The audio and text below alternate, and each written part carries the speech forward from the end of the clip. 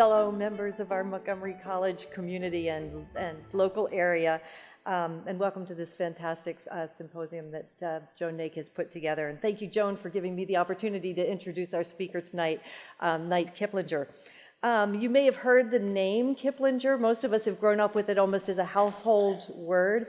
What happens when we have names that are that familiar to us is that we often forget that there's actually a person behind the name. So I'm really, really thrilled that we have somebody, or have the real deal here with us tonight. So my job tonight is just to give you a little bit of background for those who don't know much about the person, Knight Kiplinger, and then just to introduce him. So, as you probably know, Knight is one of the most respected, if not the most respected, economic journalist and business forecaster in America.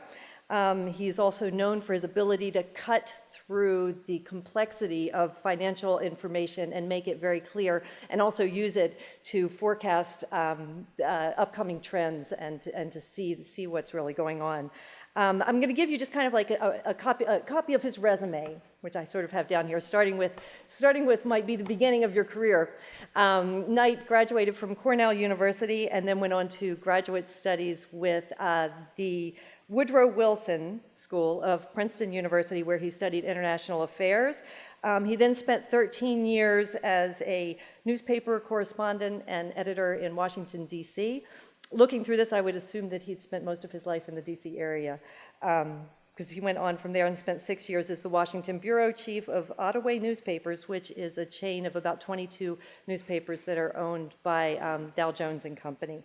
In 1983, he started the Kiplinger Organization and went on to publish a number of books. The first two books he co-authored with someone else, and they were both bestseller books that were contradicting the pessimism of the times. This was in the late 1980s, and predicted that the United States would set the pace for economic growth and technology leadership in the 1990s, which we certainly saw happen. In 1998, he wrote another book called The World Boom Ahead, which was another book of optimism, forecasting that the United States would continue to benefit from the trade and the productivity that was going on in Asia and Latin America and Eastern Europe. Today, you can find Knight Kiplinger on multiple radio programs and television spots. You can hear him on NPR, on CNN, Fox, CNBC, and my favorite, which is Marketplace, which is Kai Ryssdal's daily business report on NPR, which is a really wonderful thing to listen to if you haven't heard it yet. It's great. It usually comes on when we're on our way home in the car. It's perfectly timed. And he makes that a lively broadcast. So other things that you might know about him, you do know now that he is has a number of publications that he's in charge of. One of those is the Kiplinger Personal Finance, and we've got copies of that so you can get a chance to get a taste of what that's about. That actually has been in circulation since 1947, so quite a while, and was the first magazine to come out on the topic of personal finance. So that's really great. And the Kiplinger Letter, which I think is also, we have a copy of, has actually been around since 1923. And it's considered the most widely read business forecasting publication in the world. Another thing that you might want to check out is Kiplinger.com, which is the website that he's put out. It's actually pretty neat. It has a lot of information for personal finance and also has tools and information that business owners can use to make business decisions. It has things like the what's the GDP for the day, or the interest rates, and kind of really good information like that, along with things like what should you buy or not buy from Costco. So it runs the range. There's something there for everybody. Mr. Kiplinger's company is Kiplinger Washington Editors Incorporated, and I just wanted to point out a couple of awards that he's won recently that are really pertinent to the topic that he's going to discuss tonight. One of them was in 2002 when he was recognized as the Washington Regional and National winner of the Business Ethics Award in the category of small business by the Society of Financial Service Professionals. And then in 2007, he was recognized by Ethisphere magazine as one of the world's most ethical companies. And this is really quite a prestigious award to have been given, particularly in these days when corporate social responsibility is all the rage. So it is everywhere, and for someone to be recognized as one of the world's most ethical leaders in this field is really, really quite phenomenal. So tonight, in that line, we're going to hear from Mr. Kiplinger on the topic of corporate culture, ethics, and responsibility. I'm sure you all have questions, and we'll have time for questions when we're done. So hold tight, enjoy, and welcome Knight Kiplinger to Montgomery College. Thank you.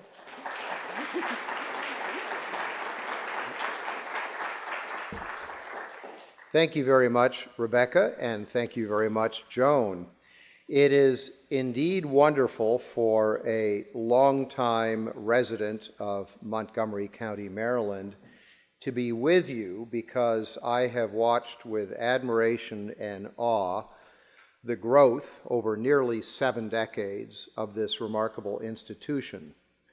Back in 1948, when I was a newborn in the little village of Friendship Heights, a neighborhood of Chevy Chase, my neighbor, Montgomery Junior College, was 2 years old. It existed entirely in borrowed classroom space at Bethesda Chevy Chase High School on East-West Highway. That was the start of it all, long before the move to Tacoma Park, and then the move to Rockville, and eventually the move to this amazing campus here in Germantown. How far I and Montgomery College have come in nearly 7 decades, and it looks as if you'll be celebrating a 70th anniversary as an institution next year. As Rebecca said, I am an economic and financial and governmental journalist, and I write every day in the publications, 2 of which you have here tonight, our magazine and our weekly letter, about the mundane concerns of the present and the near future: economic growth, GDP, interest rates, business regulation, demographics, legislation affecting business coming from Capitol Hill. It's what my colleagues and I at Kiplinger have been doing for 95 years, since 1920. I'm actually a very well-preserved 143 years old. But tonight I want to talk about something quite different from what I write about and my colleagues write about every day in our publications. I want to talk about something bigger and broader, and something of enormous consequence to our nation's future, and indeed the world's future, and something that I care greatly about.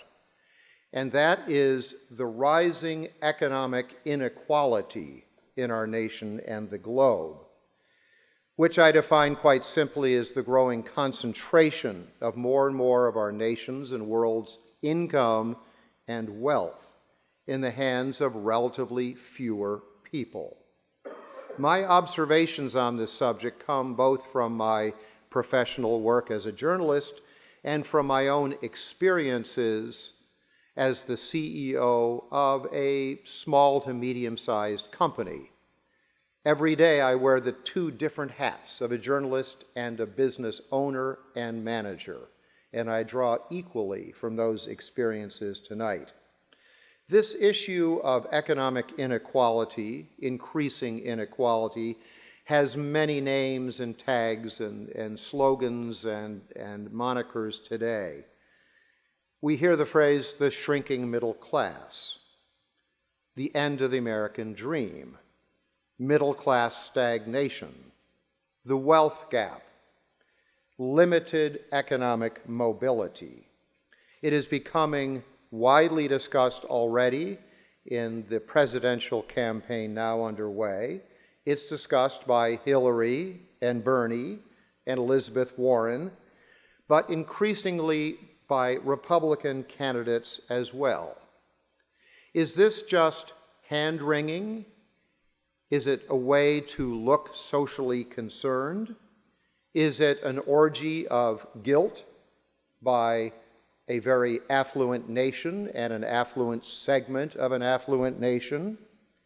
Is this the politics of envy? Is there going to be demagoguery on this issue? Yes, a little bit of all of those things.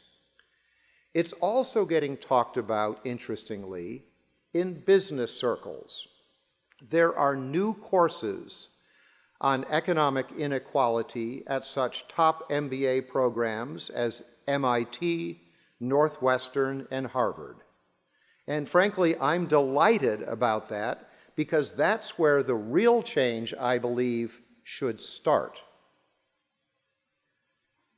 Recently, the Harvard Business School did a survey, as it does periodically, of its alumni, which is an uncommonly rich and powerful group of men and women.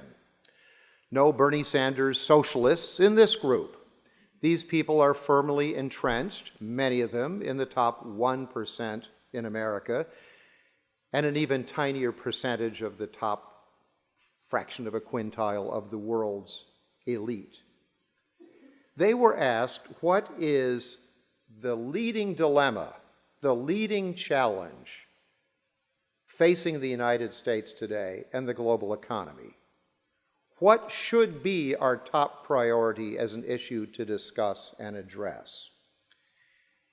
It was not what has been at the top of some of these surveys in past years: U.S. competitiveness in the global economy, sluggish economic growth coming out of the Great Recession, or perhaps the business, tax, and regulatory environment in which American business operates today.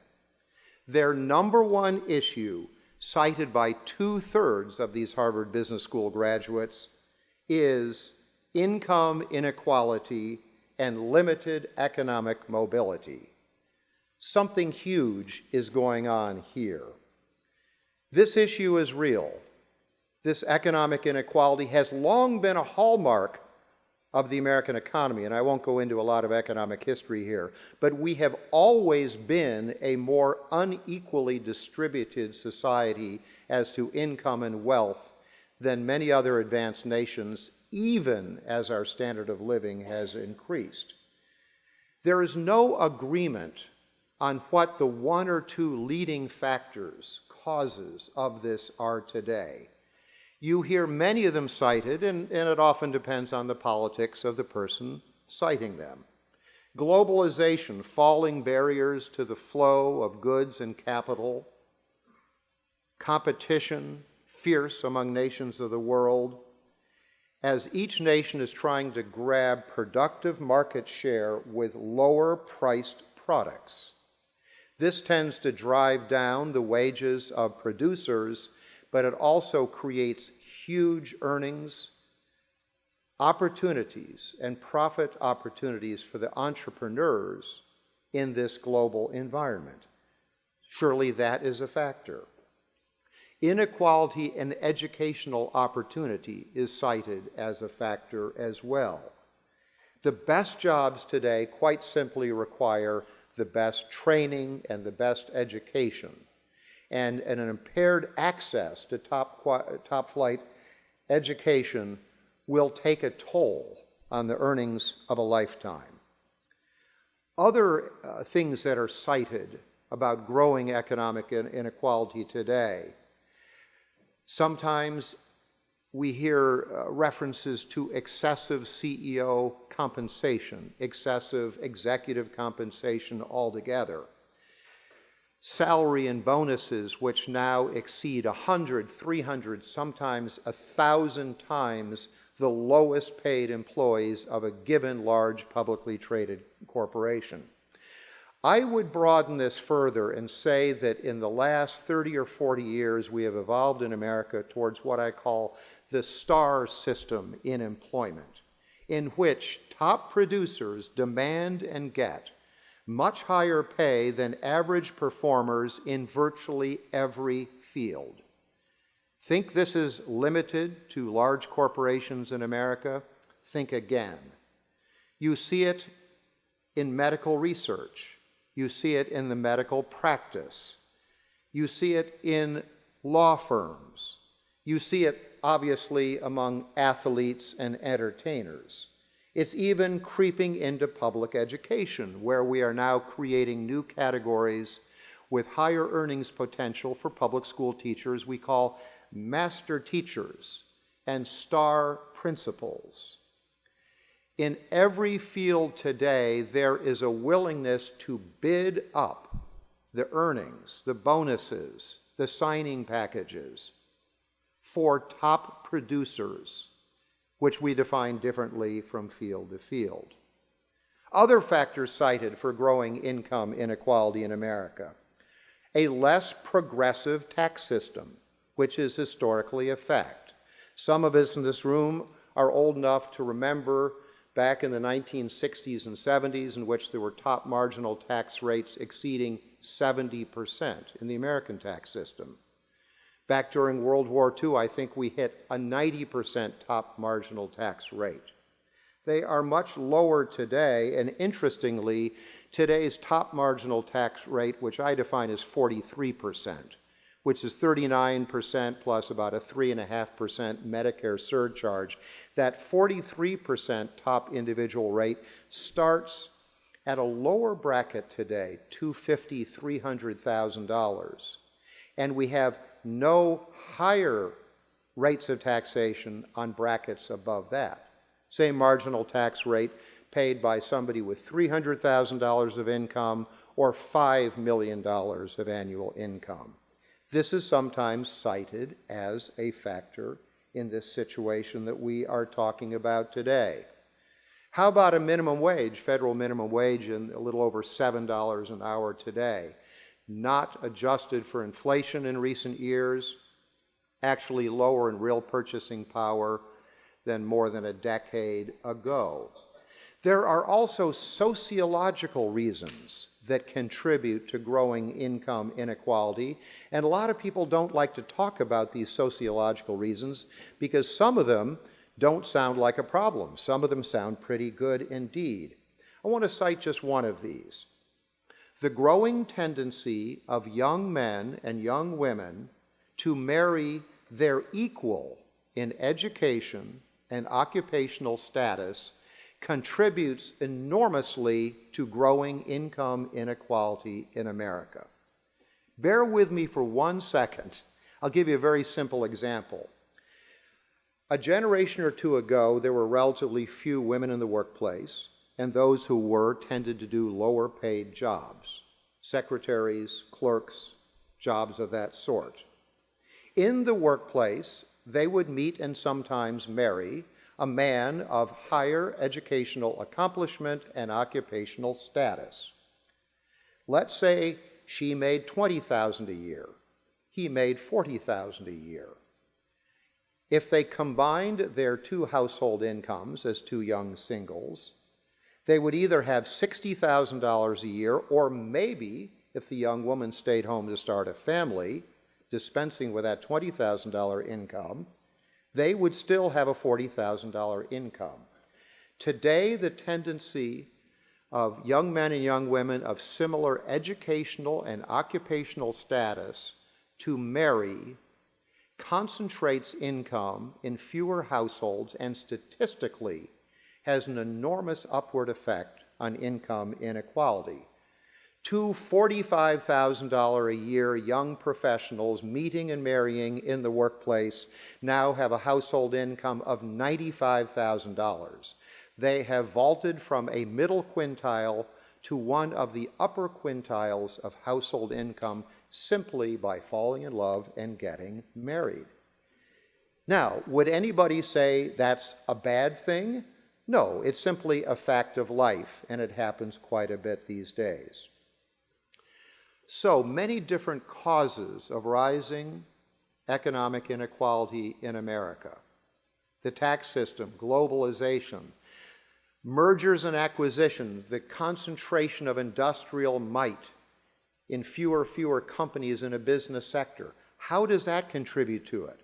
Well, when they combine, they eliminate a lot of jobs, and a lot of the jobs eliminated are back office jobs at fairly modest salaries. Increasing market share for the merged combination of companies, job losses which are sometimes hard to replace for those displaced workers. Many reasons here, and you could argue all night about which are the most important reasons: the tax system, globalization, you name it. But let's be clear about one common misperception, popular in the populist debate today about income inequality. And that is this truism: increasing economic inequality does not mean that the rich are getting richer and the poor are getting poorer. Income inequality says nothing about anybody's absolute standard of living. It doesn't say anything about the material standard of living that is enjoyed by the lowest or the middle rung in any society. A standard of living meaning their diet, their square feet of housing, their ownership of appliances, automobile ownership, the ability to travel.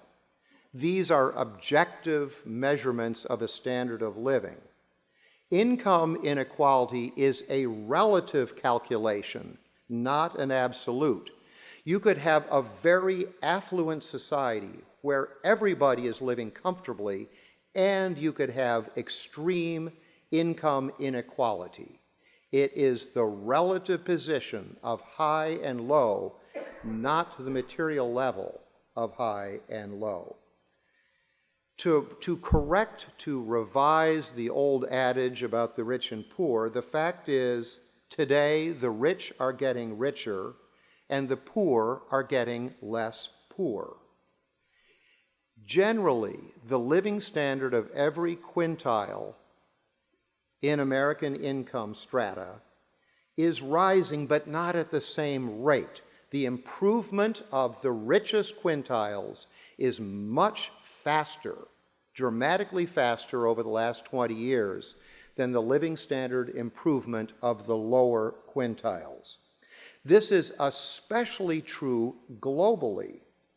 Globally, incomes are rising at a dramatic pace. Globally, living standards are rising. A couple of weeks ago, I had the pleasure of listening to Larry Summers, economist, former president of Harvard, in a discussion, not a debate, but a discussion with Christine Lagarde, who heads the IMF. This was at the Washington Cathedral, and they were talking about this very subject. And Larry Summers and Christine Lagarde agreed on many things about income inequality in the world, but Larry Summers made sure that he said at the onset of his remarks that in the last 35 years, the world has seen more improvement in the material living standards of the people of the world, especially the poorest of the world, than had been seen in the previous 150 years.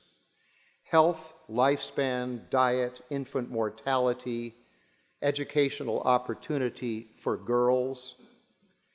And the reason for this dramatic improvement we can lay at the doorstep of two quite amazing societies in our world today, China and India, but Africa as well, parts of Latin America as well. In this debate, globalization isn't the villain, it's actually the hero, because the poor of the world are the new low-cost producers of the world that are giving the rest of us fits in the Western world, in the higher paid, more affluent, advanced nations of the world. This has been a difficult challenge for Europe, for the United States, for the developing worlds, but it has actually been a boon to the less developed nations. Okay, so we can have improving living standards alongside rising income inequality. They are not mutually exclusive. So what's the problem? Why do we care about this? Why do I care about it? I'll tell you why I care about it. Because we can raise living standards in the United States and in the rest of the world much more strongly and much faster if we have a more even distribution of income and wealth. If we have a broader sharing of the fruits of our economy's efforts and innovation and talent, we will have progress in living standards in any event. It will go better and smoother and arguably more equitably if we have this broader sharing. And what I'm talking about here is not altruism, it's this. It's pragmatism, it's self-interest. Let me tell you a story about Henry Ford, and many of you maybe heard this. It goes back 100 years, 1915, 1920s. He was the genius who put mass production, automated assembly lines into the manufacturing of automobiles in Detroit. His investment in productivity and automation made his workers more productive than any in history, more cars per hour coming off his assembly line. Well, he had a choice as the owner of the company, as an entrepreneur. He could have kept to himself the fruits of that rising productivity. After all, it was he who had spent his money as a capitalist on that automation. He was already paying a competitive wage, he had a good labor force, but he did something very strange, at least in the eyes of his fellow employers in Detroit. He jacked up his workers' pay far above what anybody else was paying in Detroit. The other employers were livid. They called him a traitor. Well, Henry Ford was no softy. He was no bleeding heart. He was tough-minded. He was actually kind of a nasty guy, very bigoted. Not one of my favorite human beings in history, but I've got to throw him a bouquet for this one. So, why did he do this? Well, as he described it, it went like this. I want my workers to be able to afford the cars they are making. My workers are my customers. To his fellow Detroit employers, he said, your workers can be my customers too, if you pay them more. Oh, and they will be customers for what they're making in your factories. Better paid employees become better customers for all of us.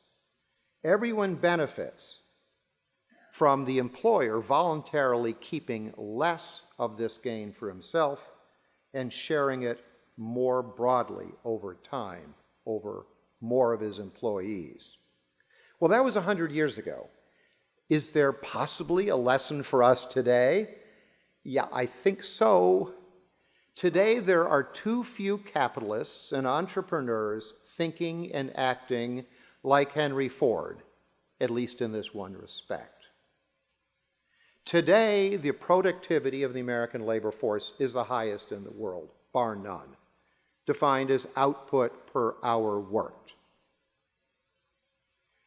Productivity in America tends to rise 2 to 3% a year, some years less, some years more.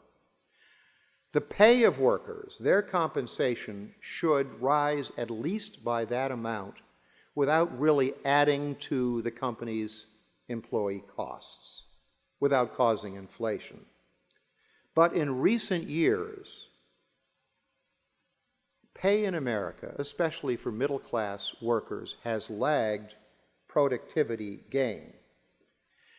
There are some calculations that say labor's share of American GDP, gross national product, labor's share of our economy today is at the lowest point in about 50 years, a half century. Today, about 62% of American GDP goes to wages and salaries and compensation. That is the lowest in a half century. Conversely, corporate profits of all American business, expressed as a portion of American GDP, is right now at the upper end of this 50-year range at about 14%. So America's employees are relatively less able to buy what their employers produce. It doesn't have to be. if as a society we can find ways to increase the purchasing power of all workers, then their aggregate demand will enable all employers, all companies, to sell more, to earn more cars, more homes. They will prosper and their shareholders will too. Oh, lest I forget the owners of the company and their rights. Henry Ford's goal wasn't to reduce income inequality between plutocrats like him and his workers, but his enlightened self-interest had that effect. Today, there are many remedies proposed for reducing economic inequality. They divide into roughly 3 groups. Some are very simple income redistribution by government edict. Into this category would fall dramatic increases in the minimum wage. Into this category would fall higher tax rates and more tax brackets, moving up well beyond $300,000 into $1 million to $5 million, dramatically higher. There are other suggestions, remedies that are longer term, heavier public investment in job training and education, stimulation of R&D, basically improving the global competitiveness of the American economy, which will have the effect, some people think, of reducing economic inequality. There's another category of remedies to address income inequality that are not governmental, they're in the private sector. It's what American employers and corporations can do themselves, not coerced by the government, not preemptively or defensively looking over their shoulder at what government might be about to do. And believe me, American business is always looking over a shoulder at what government is about to do. These remedies start with the governance of American business, publicly traded companies. Governance meaning boards of directors. Boards of directors need to have vision, they need to have courage, and they need to have significant independence from the management of the company. Under no circumstances should the CEO and the chairman of the board be the same person. Terrible idea. Under no circumstances should the board be primarily the good friends of the CEO, the founder of the company. You'd be surprised how common that is. What you end up with are corporate boards of directors who are the lapdogs and the pet rocks of the CEO. What we need to do in America to really address income inequality is create a broader, wider ownership class, because it has been demonstrable the last few years that the people who have benefited most in America, enjoying that rising share of income and wealth, are people who own something, a sliver of their own business, a sliver of all American business through their investments, their 401ks, whatever it might be.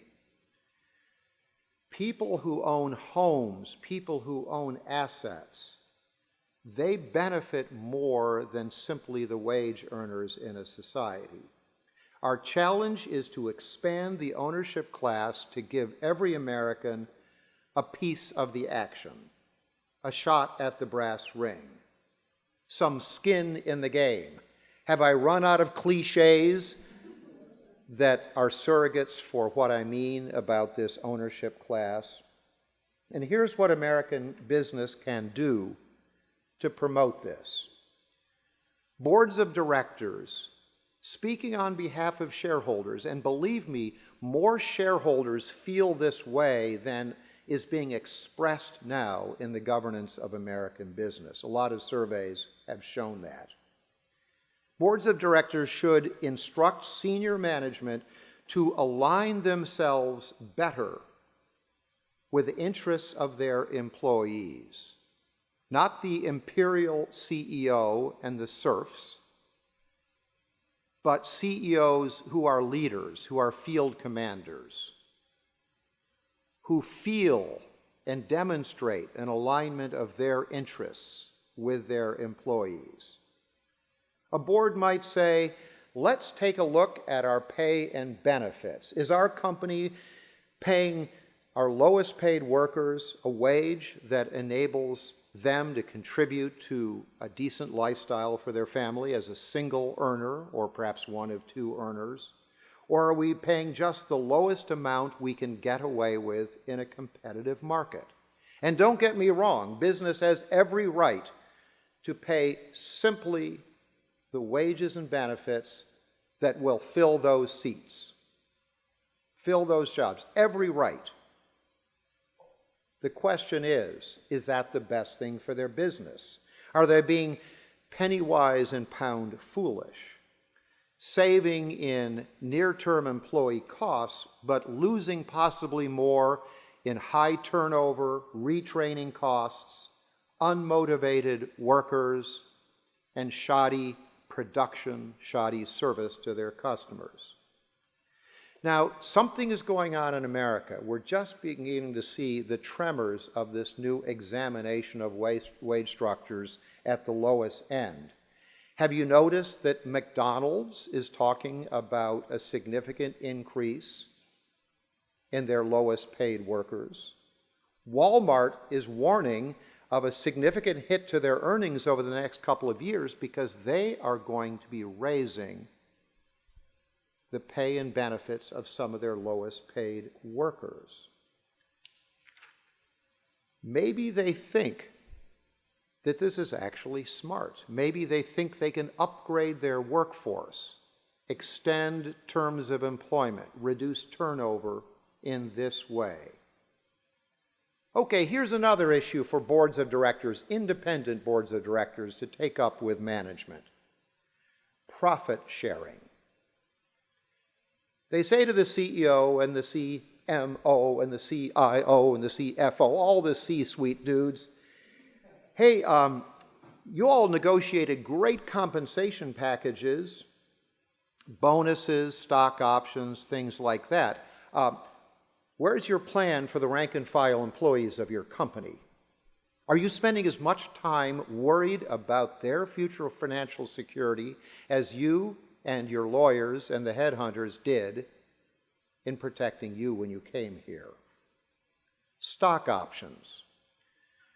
With the deductible amount of corporate salary today capped at about $1 million, we've seen in recent decades a huge tilt of compensation towards stock options. I love stock options. I love stock options for everybody in a publicly traded company. If the board of directors is going to willingly dilute the value of their shares of stock by creating new stock in the form of stock options, perfectly acceptable way to incentivize senior management, they should be doing that and more for every employee in the company. How about 3 to 4 to 5 times the total number of stock options available for every employee in the company as are available to senior management? You're creating 1 million stock options for your C-suite. How about 5 million that will be distributed on the same basis to every employee of the company? Profit sharing. Every senior executive has a comp plan that has nice bonuses for hitting those year-end targets. Where are the targets and the bonuses for every employee of the company? My grandfather was a pioneer of profit sharing 60 years ago in a small, closely held company. We've never been publicly traded. His attorney said, well, you know, profit sharing, you usually define middle management, senior management, you create this profit sharing plan. And he said, where do I cut that off? Where do I cut off what I view to be somebody's responsibility for the success of our company?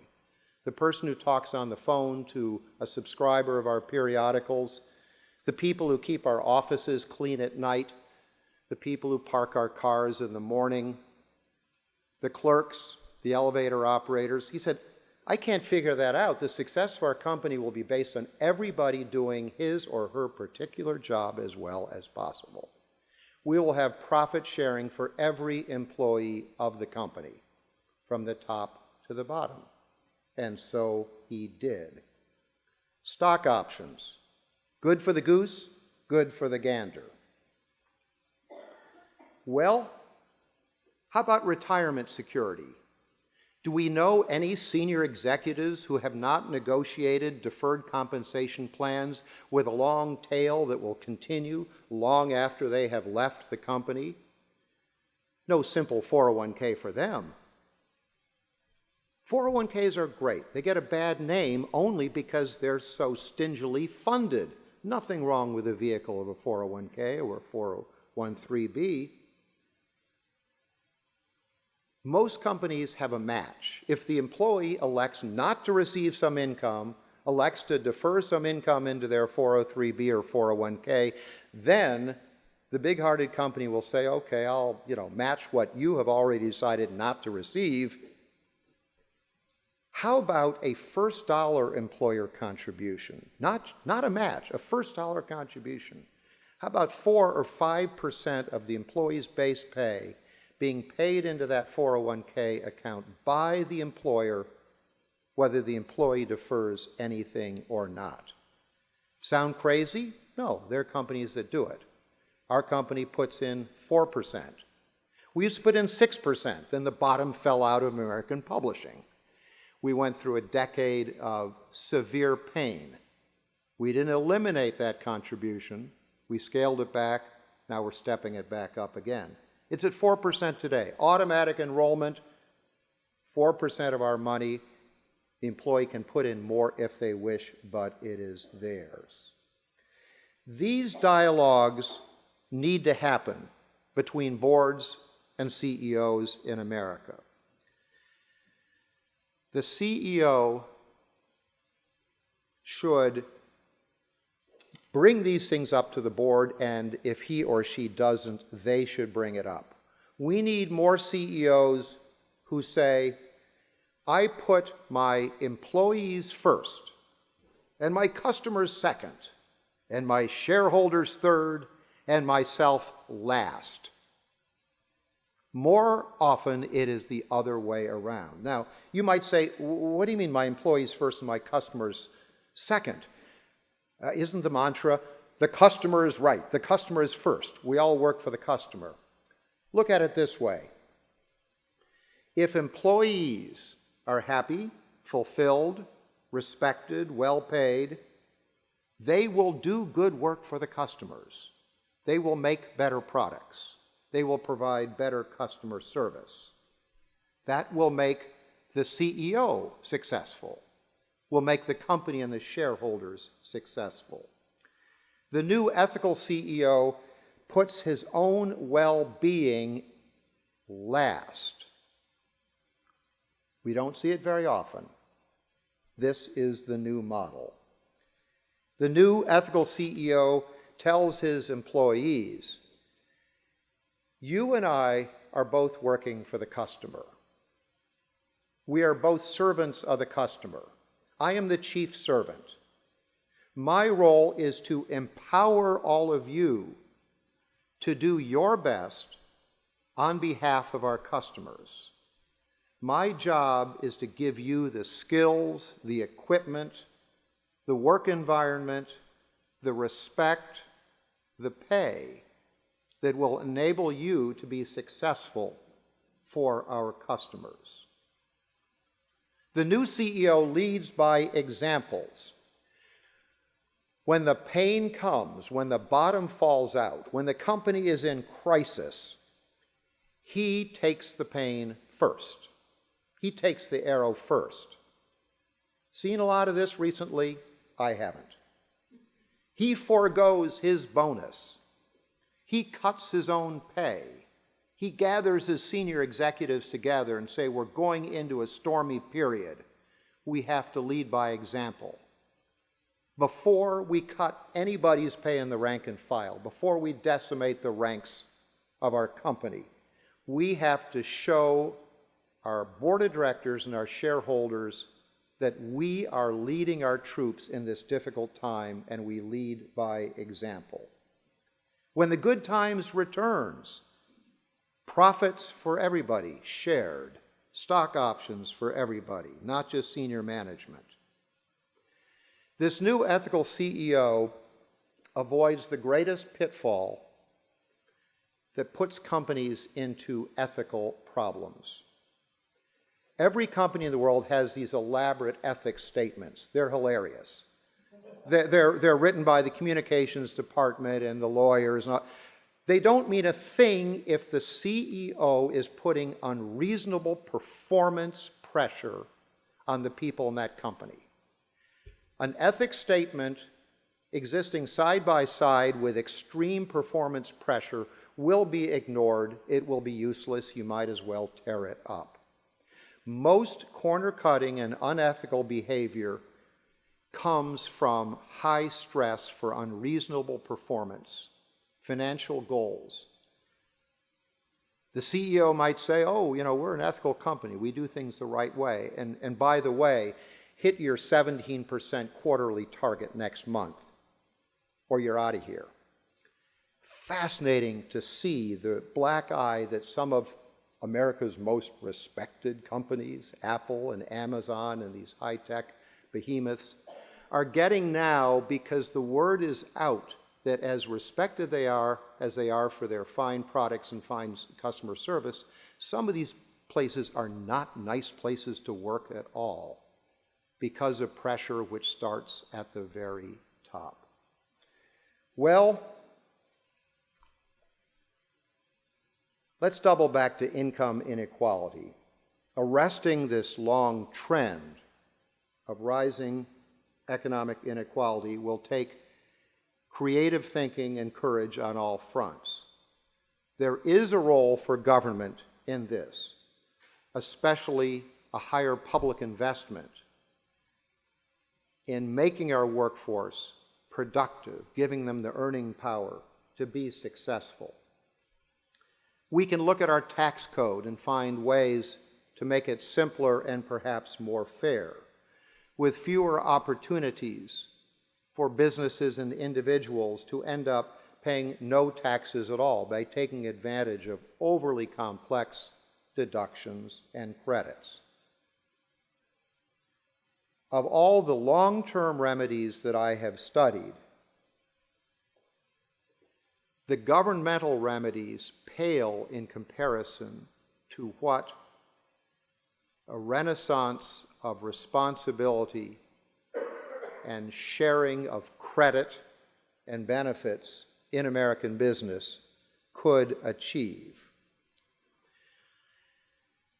We need to find ways to tighten this linkage, tighten this alignment between executives of all organizations and their rank and file. Everything I said about CEOs applies just as much to the leaders of nonprofits or universities, whatever it might be. This is what American business should be working on, not because it's forced on them by government, but because it makes good business sense, and maybe it's just the right thing to do. Thank you very much.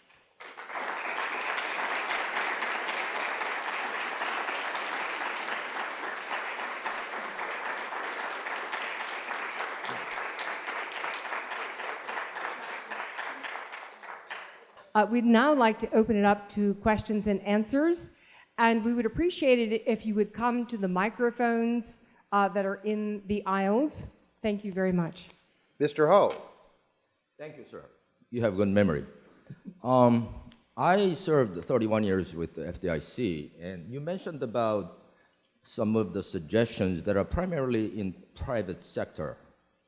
I'm wondering, because it seems that every time we have, not every time, most of the time we have a financial crisis, because the rich and famous either already know highly educated or they can hire professionals to take advantage of the downfall as well as recovery a lot faster and better and more than the uneducated lower people, that financial crisis creates even deeper income inequality. So my question is, between Treasury, Fed, FDIC, SEC, CFTC, OCC, is there anything that the public sector, the federal government at the federal level, other than raising taxes, because if you raise taxes, there are consequences, such as French companies establishing their headquarters in Great Britain, that we can impose to proactively prevent this worsening income inequality. So in other words, the government involuntarily impose on the private sector. Thank you. Yes, a very good question, and let me take a few leaves from Bernie Sanders' playbook, because this is where these suggestions come from. Bernie Sanders has proposed that the SEC limit the right of companies to buy back their shares. We've had a huge surge in corporate share buybacks the last couple of years. Many corporations sitting on huge troves of retained earnings and capital, liquidity, have decided to use much of that money to buy their own shares on the open market, which has the effect of raising the share price, which has the effect of increasing the wealth of the ownership class, especially senior management of the company. Bernie Sanders would say this is not a creative use of retained earnings by a company. They should use it to expand, to hire, to automate. They should use the money for anything else except jacking up their dividends and buying back their shares. That doesn't have a snowball's chance in hell of being enacted, but that's the kind of sort of micromanagement of the affairs of a corporation that Bernie Sanders suggests. Dodd-Frank, massive new scrutiny of how banks and financial institutions operate. For my many years as a financial journalist, I've come to the sad conclusion that bad actors will find new and creative ways to skirt every law we create. We cannot stop reckless behavior by financial institutions by anything in Dodd-Frank. Sure, we raised the capital requirements of banks so that they have a greater cushion of liquidity. They're better able to withstand financial crises. There are a lot of things like that. It is my experience that legislation like that tends to impose an onerous new burden on good people, honest corporations, well-run banks, without effectively curbing the actions of bad people who will always find a way to skirt those laws. In my own optimistic youth, I was probably more sanguine about the effects that these kinds of controls could have. It is quite true that one of the sadnesses of the Great Recession is that a lot of the same people who put us in the mess on Wall Street have created great new fortunes coming out of the mess, for example, by buying up single-family homes at distressed prices, securitizing those homes into portfolios and selling slivers of those portfolios of single-family homes to investors all over the world. Sounds a little like the securitizing of the liar's loans that put us into the problem in the first place.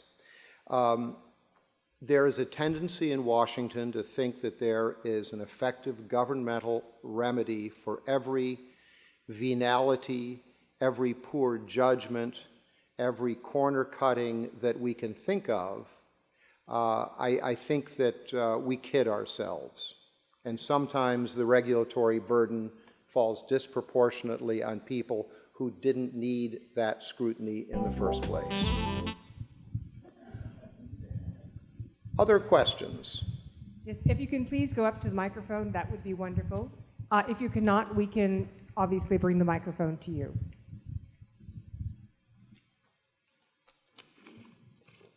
Can you comment on the concept of the college tuition being not reimbursable,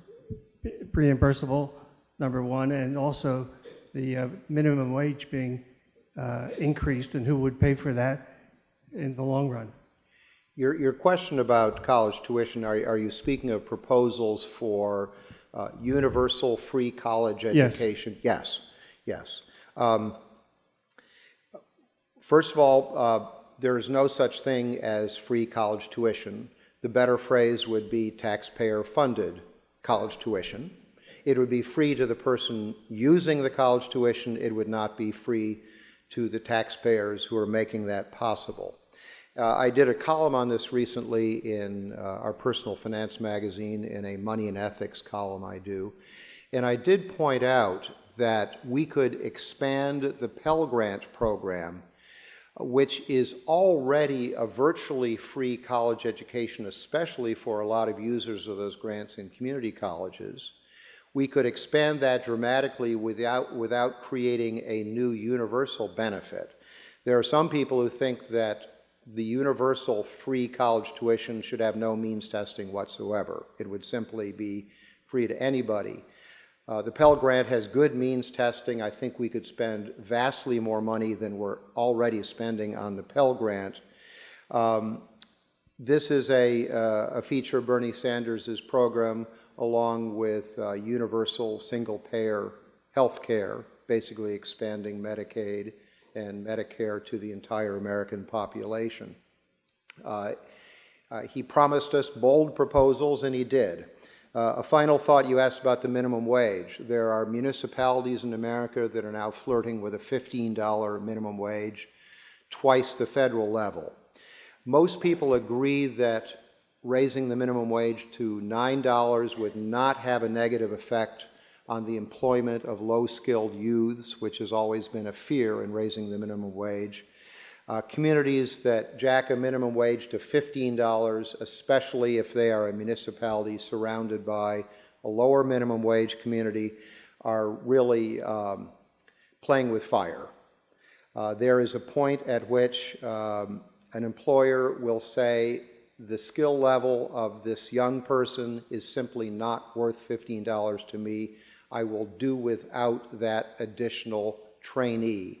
Or they will accelerate the automation of low-skilled jobs, whether it's cashiers at the CVS or warehouse jobs or something of that sort, to obviate hiring more people at the new $15 minimum. So we've got to be careful about that. Yes? Thank you. Can you give us a sense of what your economic outlook is for the metro area, maybe Maryland specifically? The economic outlook for the nation broadly is probably a continuation of the sub-3% GDP growth that we have had for 6 years. This expansion coming out of the Great Recession is getting to be quite long. It's really quite impressive at 6 years or so, but in no calendar year yet have we cracked 3% GDP growth. So it has been the weakest, long but weak and anemic expansion. In the Washington metro area, we have to watch very, very carefully the effects of the sequester. Nobody talks about the sequester anymore, but on Capitol Hill, defense contracting, government contracting in general, has been greatly restrained over the last couple of years, and this has hit the Washington metro area disproportionately. Northern Virginia, more than Maryland and Montgomery County, but the whole metro area has been supping at the federal trough for a long time, and it has made this the most affluent and prosperous metropolitan area in the United States, bar none. The highest education level, highest median household incomes. We are the gold standard in affluent metropolitan areas, and the growth of Montgomery College is a tribute to this progressive willingness to spend taxpayer money in this county to create this community college, which would be the envy of state universities in many of our smaller states, as many of you are probably aware. I think the Washington metro area is not going to see the boomy, balmy, high growth over the next 10 years or so that we have seen over the last 15 or so. I think we'll see more of a convergence of our growth rates and income levels with other successful metro areas in the nation. This will vary greatly from community to community. We still have very exciting life sciences growth in this county. Northern Virginia had its day in the sun with information technology, telecommunications, defense contracting, and now they're having their day in the sun with cybersecurity. Montgomery County, the state of Maryland, put their chips on the life sciences. For a long time, we lagged Northern Virginia. I think it's our day in the sun coming up soon, because the life sciences are arguably the most exciting high-growth area in the U.S. economy today, and this is one of the epicenters of that growth, as you well know here. Yes? Thank you, sir, for a fascinating talk. Excuse me. You've already dinged nonprofits, so I won't stop with them, but ask about a couple of other types of organizations. Historically, Quaker-owned businesses sought to support their workers. I don't know how they're doing now, but what about cooperatives like domestically REI or in Spain, the Mondragon cooperative system? I've always been fascinated by alternative corporate structures. Co-ops, municipally owned power systems, there are a lot of alternative corporate structures that work very well. Co-ops tend to be smaller scale. Some of them get pretty big. There are some for-profit companies that I think take some leads from the playbooks of cooperatives in the way they treat their workers, the alignment of senior management and workers. I remember a few years ago, Ben & Jerry's had a lot of trouble finding a new CEO who was willing to work for the relatively modest CEO package they were offering there, but they eventually did that. The founder of Whole Foods, I think, does a very nice job, although, interestingly, they're having some problems now from the very high prices that are the flip side of the higher wages and benefits that they pay. So even progressive companies can't be cavalier about their cost structures. If they can convince their customers that one of the good reasons for the high prices at their store is the higher pay of their workers, then maybe they can sell it. The more price-sensitive customer may not give a darn that Costco is a more progressive employer than Walmart. They'll go for the lower prices at Walmart. I love reading about large American companies that are doing better than their peers in some of the ways that I described tonight, and I hope their customers appreciate it. A lot of American consumers are so price conscious that they really don't care what the cashier is earning. They really don't care what this item of clothing cost in Bangladesh that they're buying at H&M today. As a matter of fact, I'd like to see young people much more sensitized to these issues and to see this reflected in their own consumer habits. A lot of young people talk out of both sides of their mouths. They are the most price-conscious shoppers, and at the same time they say, I'm living green, I'm supporting labor in the third world. They can't have it both ways. Yes? Yes, you mentioned that a renaissance of responsibility was needed in the corporate area for the this disparity in wages to be fixed. How do you see this miracle occurring? Well stated to call it a miracle. remember that every publicly traded corporation is owned by thousands of shareholders. We do have activist shareholders who try to communicate their values to their boards at shareholder meetings, standing at a microphone as you just did. Sometimes you have institutional investors who own larger blocks of the corporation stock expressing sentiments like this. There are proposals for SEC remedies that would force some of these suggested changes that I would like to see upon American business. As I said about Bernie Sanders' suggestion that companies be limited from the repurchase of their own shares, I'm generally not enthusiastic about those remedies. I think it comes from publicity. I think it comes from shame. I think a CEO that is paying himself 1,000 times the average salary of his rank-and-file employees should feel shame. Absolutely. And what they all say is, oh, I made many more times my compensation for my shareholders, so I was a bargain.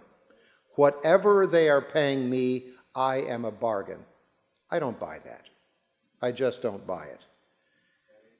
When I was growing up in America in the 50s and 60s, the CEOs of large, respected American corporations in the Dow Jones Industrial Averages, companies like IBM, their senior management were happy to live 6 or 10 times the average compensation of their rank-and-file employees. They did not feel themselves underpaid, underappreciated.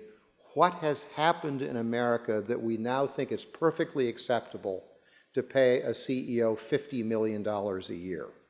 And there are some who receive that. They say, oh, I'm not just a manager, I'm an entrepreneur, I'm growing the company.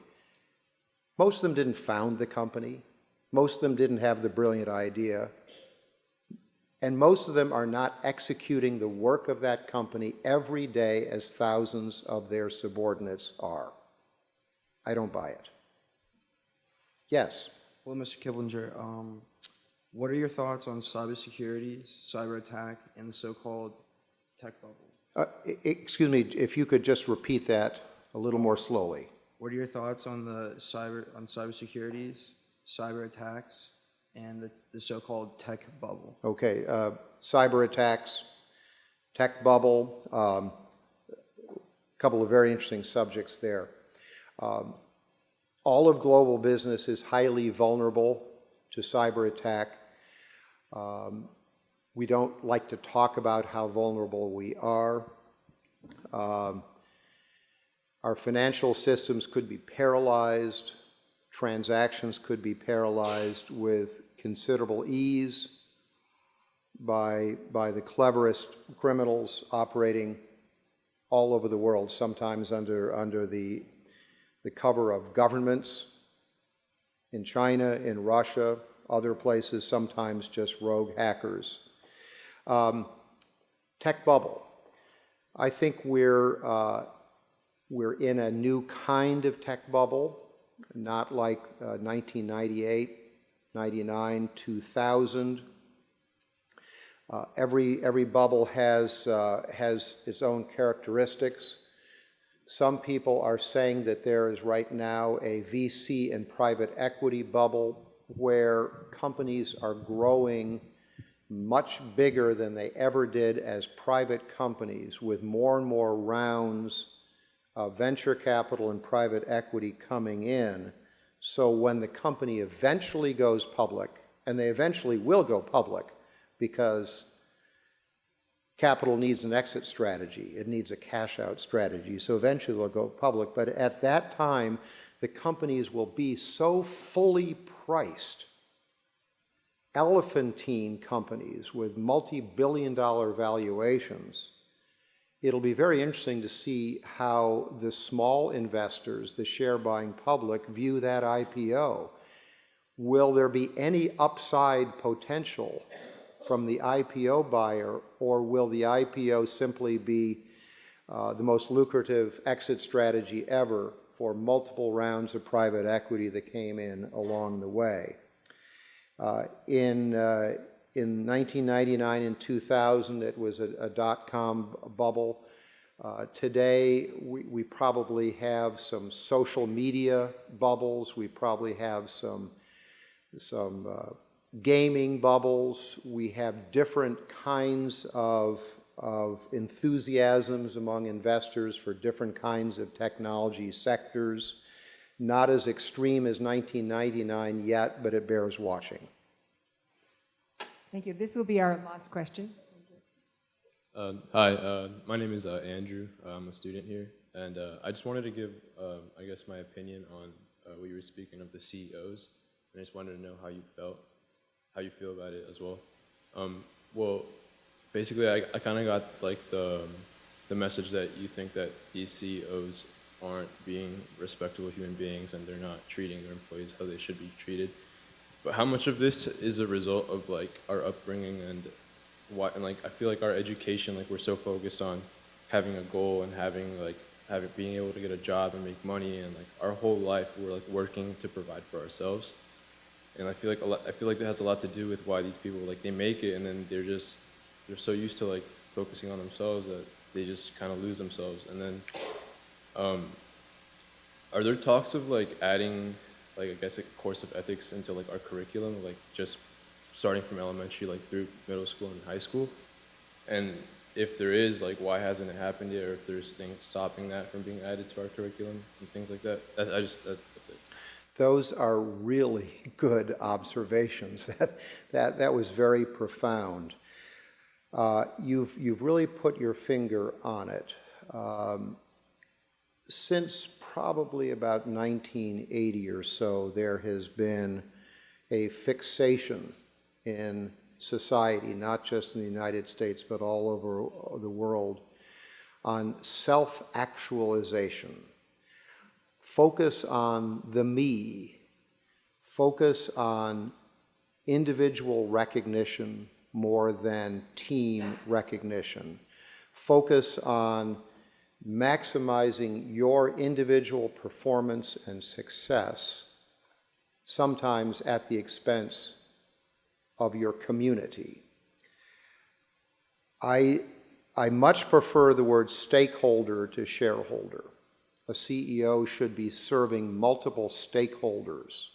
Yes, shareholders, but also employees, his or her community, the environment, much broader than simply the owners of the company. You're really onto something. As to ethics education, I don't think there are any MBA programs in America today or law schools that do not have curriculum on ethics. That's too late.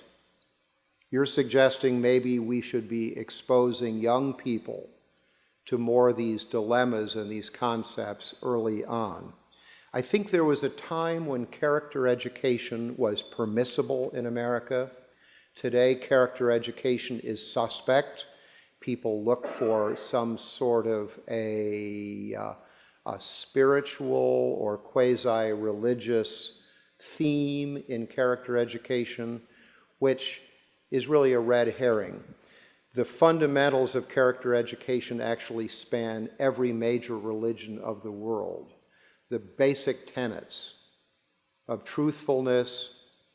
The golden rule exists in many formats and many versions in every major belief system in the world. This should not be difficult to do. But try fitting this into a curriculum that has now reduced recess to 20 minutes a day and has eliminated music education and arts education and is focusing relentlessly on test taking. That would be a tall order. Hope we could do it. What do you think about the tax inversion by corporations and how tax inversion can be resolved or be dealt with? Because we have many hundreds of billions of dollars parking overseas. a question about so-called tax inversions, in which a U.S.-based corporation seeks to merge with a foreign-based corporation in a country with a significantly lower corporate income tax rate than the United States. And they move their headquarters either in fact or in theory to that lower tax country. I'd prefer to see American corporations stay and fight hard, rather than resort to these inversions, which are perfectly legal. Earlier, there was a question about governmental remedies. We have some proposals of governmental remedies that would reduce the tax deductibility of debt that is taken on in mergers of this sort. The United States has the world's highest tax rate on C corporations.